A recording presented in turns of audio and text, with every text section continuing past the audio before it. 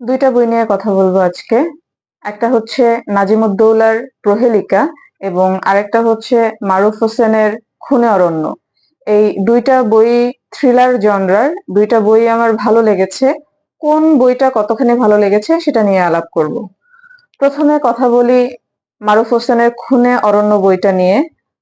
মানে বইটা নিয়ে যদি এক কথায় বলি যে আমার রুদ্ধশ্বাস ভালো লেগেছে। শুধু ভালো না, বইটার শুরু থেকে শেষ পর্যন্ত এত সাসপেন্স, এত টুইস্ট, এত উত্তেজনা, মানে আমার পড়তে পড়তে কখনো কখনো গা ছমছম করছিল, কখনো কখনো টুইস্টটা এত মানে আনএক্সপেক্টেড ছিল। মানে আর সবচেয়ে বড় কথা হচ্ছে আমি এই বইয়ের মানে অলমোস্ট কোনো কিছু আমি প্রেডিক্ট করতে পারছিলাম না।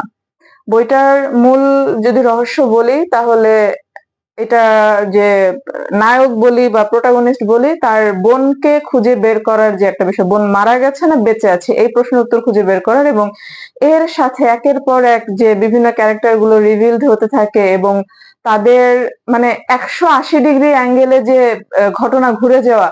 মানে আমি এত এনজয় করেছি বইটা যে বলার বাহিরে। একদিনে পড়ে শেষ করেছি এবং মানে বইয়ের পাতা থেকে চোখ সরিয়ে রাখতে আমার খুবই কষ্ট হয়েছে। এত দুর্দান্ত একটা প্লট এবং লেখাও খুব ভালো। এইটাতে লেখক বলেছেন, মারুফ হোসেন বলেছেন যে এটা তিনি বিখ্যাত থ্রিলার লেখক হারলান কোবেনের দ্য উডস গল্পটা অবলম্বন এবং অনুসরণে উনি এটা লিখেছেন। যেটাই করেছেন, তিনি যদি অনুসরণ করেও থাকেন সেটাকে বাংলাদেশের প্রেক্ষাপটে এত সুন্দরভাবে তিনি মানে খাপ খাইয়েছেন গল্পটাকে। মানে আমার খুবই ভালো লেগেছে, খুবই ভালো। ওই যে বললাম না যে কোনো কিছু প্রেডিক্ট করতে পারিনি। এক মুহূর্তে মনে হচ্ছিল যে ইনি খুনি, আবার মনে হচ্ছিল না এ খুনি। মানে কে যে খুনি আর কে যে নির্দোষ, মানে একেবারে শেষ পাতার শেষ শব্দটা পর্যন্ত আমার কাছে চমকের ছিল, আনএক্সপেক্টেড ছিল, চমকের ছিল। খুবই ভালো লেগেছে বইটা, আমার অসম্ভব ভালো লেগেছে। আমি থ্রিলার একটু কম পড়ি, কিন্তু যে কয়টা থ্রিলারে এখনো পর্যন্ত পড়া হয়েছে তার মধ্যে আমার সবচেয়ে প্রিয় মৌলিক থ্রিলার হচ্ছে রবিন জামান খানের সপ্তরিপু। ওই বইটার যেমন আমি শেষ পাতা শেষ শব্দটা পর্যন্ত এনজয় করেছি, আমার কাছে এই মারুফ হোসেনের খুনে অরণ্য বইটা আমার কাছে ওইরকম একটা মানে থ্রিলার মনে হচ্ছে যে একেবারে শেষ পাতার শেষ শব্দটা পর্যন্ত এনজয় করা যায় এবং আনপ্রেডিক্টেবল। প্রত্যেকটা পাতায় চমক ছিল এবং যে অ্যাডভেঞ্চার গুলো ছিল বা যে প্রশ্নগুলো ছিল, প্রশ্নগুলো খোঁজার যে যাত্রাটা, too good too good too good. আমি খুব এনজয় করেছি। আমি ওই যে বললাম থ্রিলার কম পড়ি, কিন্তু মাঝে মাঝে দু একটা থ্রিলার এত ভালো লাগে যে তখন আমার মনে হয় যে না, এই জনরাটার কিছু কিছু বই আসলেই পড়া উচিত। আর আমি ভালো থ্রিলার বইয়ের সাজেশন চেয়ে গ্রুপে পোস্ট করেছিলাম, বিভিন্ন বইয়ের গ্রুপে, এবং সেখান থেকে আমি এই বইটার বেশ সাজেশন পাই এবং ভাগ্যিস বইটা আমি কিনেছিলাম। তো যারা আমাকে বইটা সাজেস্ট করেছেন তাদের সবাইকে অসংখ্য ধন্যবাদ। খুবই চমৎকার একটা বই। আমার কাছে তো মনে হয় যে থ্রিলার যারা ভালোবাসে তাদের জন্য অবশ্য পাঠ্য এবং সংগ্রহে রাখার মতো। আর প্রচ্ছদটার কথা কি বলবো, আমার প্রচ্ছদটাও খুবই পছন্দ হয়েছে। প্রচ্ছদটা করেছেন সম্ভবত আবুল ফাতা, একবার দেখে শুরু, হ্যাঁ আবুল ফাতা চমৎকার প্রচ্ছদ করেছেন। এটা এসেছে চিরকুট প্রকাশনী থেকে। চিরকুটের প্রোডাকশন নিয়ে তো আপনারা সবাই জানেন যে কত ভালো প্রোডাকশন, বানান ভুল চোখে পড়েনি, কোনো প্রিন্টিং মিস্টেক চোখে পড়েনি। উপরে যে ডাস্ট কভার, ডাস্ট কভারের ভেতরে আবার হার্ড কভার, পুরোটাই একটা মানে এত এত কি বলবো দারুণ একটা প্রোডাকশন হয়েছে সবকিছু মিলিয়ে। আর কন্টেন্ট যেটা বললাম যে অসম্ভব ভালো লেগেছে, আমার রুদ্ধশ্বাস ছিল। আমি খুব এনজয় করেছি, খুব এনজয় করেছি, খুব এনজয় করেছি। এবং আমি যদি আমার কাছে কেউ বেস্ট কিছু থ্রিলারের নাম জানতে চায়, অবশ্যই এখন থেকে আমার এই খুনে অরণ্য বইটা আমি সাজেস্ট করবো। আমি খুব এনজয় করেছি।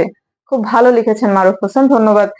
হোক এটা অবলম্বন এবং অনুসরণের লেখা হারলান কোবেনের, কিন্তু এত সুন্দরভাবে বাংলাদেশী প্রেক্ষাপটে এই গল্পটাকে অ্যাডাপ্ট করার জন্য, এবং নামটাও এত সুন্দর হয়েছে যে খুনে অরণ্য, গল্পের সাথে এত মানানসই, প্রচ্ছদটা এত মানানসই, সবকিছু মিলিয়ে দারুণ একটা বই। আমি খুব এনজয় করেছি বইটা, খুব ভালো লেগেছে। আচ্ছা, এরপর আসি দ্বিতীয় বইটার কথা। এটা হচ্ছে নাজিমুদ্দৌলার প্রহেলিকা। এটা ছোট্ট একটা বই, এটা উপন্যাস বলা যায় না, মূলত নভেলা। এটা দেখতেই পাচ্ছেন ক্রাউন সাইজের বই, পেপার ব্যাক, এবং এটা মোট হচ্ছে 126 পৃষ্ঠা। তো এই 126 পৃষ্ঠায় যে গল্পটা আছে, গল্পটা খুব বেশি ইউনিক না হলেও ইয়াটা ভালো ছিল, কি বলে এটা, ধারাবাহিকতা ভালো ছিল। খুব বেশি প্লট হোল আমি ধরতে পারিনি, যৌক্তিক ছিল। টুইস্ট গুলা ভালো ছিল এবং শেষে বেশ মজা পেয়েছি। মানে এমন একটা থ্রিলার যেটা মানে কি বলে, খুব বেশি ডার্ক না, কিন্তু মানে থ্রিলারের টুইস্ট গুলো মজা, মানে এনজয় করা যায়, এবং লাস্টের যে ফিনিশিংটা সেটা এনজয় করার মতো ছিল। তো সবকিছু মিলিয়ে এটাকে আমি মাস্ট রিড বলবো না, তবে পড়লে অবশ্যই একটা ভালো সময় কাটবে। ভালো, এটা ভালো লেগেছে। প্রচ্ছদটাও সুন্দর। এটার প্রচ্ছদ কে করেছেন দেখি। এটা প্রিমিয়াম পাবলিকেশনস এর বই।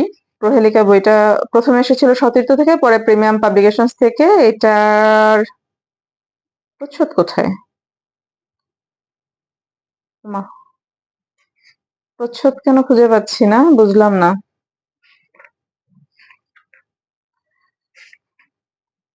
ও হ্যাঁ, প্রচ্ছদ হচ্ছে নন্দন। যিনি করেছেন তার নাম নন্দন। সুন্দর, প্রচ্ছদটা সুন্দর আর কিউট বইটা ক্যারি করার জন্য। একটু প্রিন্টিং মিস্টেক আছে, ফন্ট জনিত কিছু সমস্যা আছে, আবার নামেরও কিছু গোলমাল আছে। ফুলি তুলি হয়ে গেছে, তুলি ফুলি হয়ে গেছে, এরকম একটা বিষয়। কিন্তু তারপরেও মোটামুটি যতটুকু আমি বুঝেছি লজিক্যাল ছিল।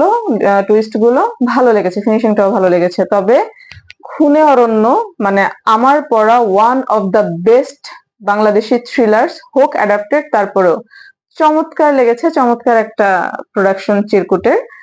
তো এই দুইটা বই আমি পড়ার জন্য সাজেস্ট করব। প্রহেলিকাও আমি বলবো যে অল্পের মধ্যে পড়তে পারেন। আর খুনে অরণ্য তো আমি অবশ্যই অবশ্যই অবশ্যই সাজেস্ট করব, যে থ্রিলার পছন্দ করেন আর খুনে অরণ্য পড়বেন না, এটা ভালো হয় না। মানে খুনে অরণ্যটা আমি মাস্ট রিড হিসেবে সাজেস্ট করব থ্রিলার প্রেমীদের জন্য। মানে আহ থ্রিলারের হার্ডকোর ফ্যান না হলেও আমি খুনে অরণ্য সাজেস্ট করব। আর প্রহেলিকাটাও কিউট একটা বই, পড়তে পারেন। দুইটা বই আমার ভালো লেগেছে। আর ভালো বই পড়লে অবশ্যই মন খুব ভালো লাগে। এই মুহূর্তে মন ভালো। ধন্যবাদ সকলকে।